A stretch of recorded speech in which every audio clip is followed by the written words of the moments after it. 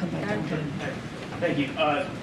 Going back to tonight's speech, obviously you said that the president's going to be calling out these lawmakers that are MAGA lawmakers in Congress, but you had 74 million people vote for Trump last time around. You said it's a small number that the White House believes are extremists. Can you give us an idea of ballpark? Are we talking a million of that 74 million? Are we talking about 1%, 20%? What kind of number are we talking Well, about?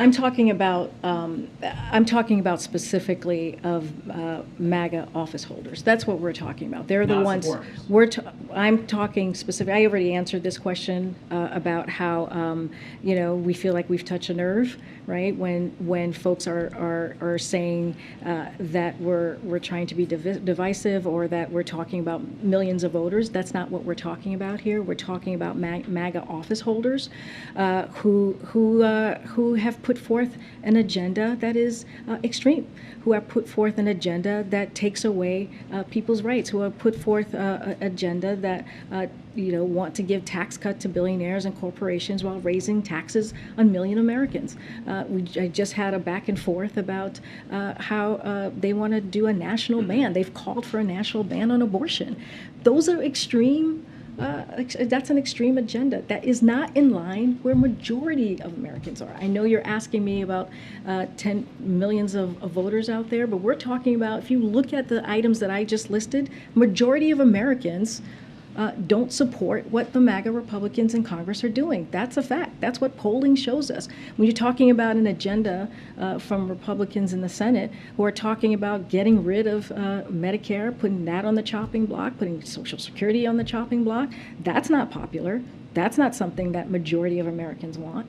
So if it's MAGA office holders, we've seen Democratic groups, I'm thinking of like the Democratic Governors Association, boost Trump candidates like Maryland. You think of Dan Cox, who just got the nomination.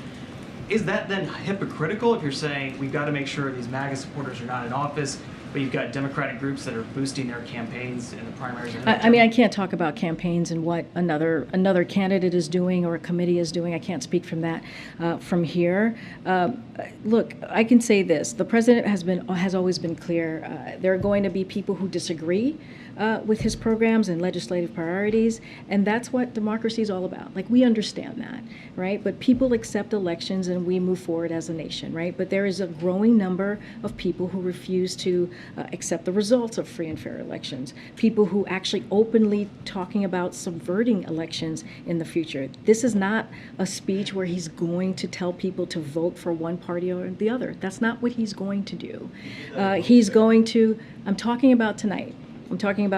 He's going to talk about uniting the people of this country who believe in equality and democracy. And this is about bringing people together who believe in America. That's what the speech is going to be about, and that's what he's going to focus on. And obviously, there's been a lot of focus on previous speeches, previous comments, one in Maryland the other day. Is it only on the far right that deserves to be called out, or are there elements of the far left that also deserve to be either scrutinized or lectured? Look, I just laid out there's going to be some people who agree with him and who disagree with him.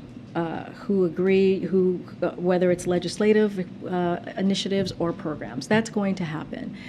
But what we're going to hear from him is how to move the country forward. That's going to be the focus of the speech tonight. It's going to be optimistic, it's going to be hopeful, but it's also going to lay out what's going on currently in this moment. That's what you can expect from him tonight, and we're going to try and see how we can move this country forward. Last one for me is, he's going back to Pennsylvania tonight. He's going on Monday for Labor Day. He's doing Wisconsin. Everybody here's been asking about Mississippi.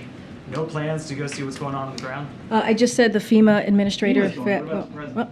I just said the FEMA administrator is going there tomorrow. That's going to be important. She is the administrator of FEMA, one of the most important agencies as we're dealing with this catastrophe that we see in Jackson. That is not unusual. That is not new for her to be the first one on the ground to make sure to get a sense of what's happening and what is going on. We have the EPA who's also involved, the EPA agency who's also involved as well. The president's going to continue to have conversations with local governments, the local elected officials in the state, and our team is going to continue to do that.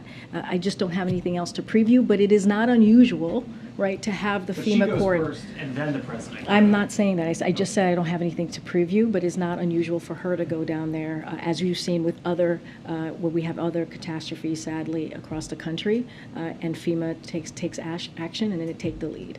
If you enjoyed this video, hit like and subscribe to our channel so you'll be sure to see similar videos from BlazeTV with the added bonus of signaling YouTube that your voice and opinion still matters.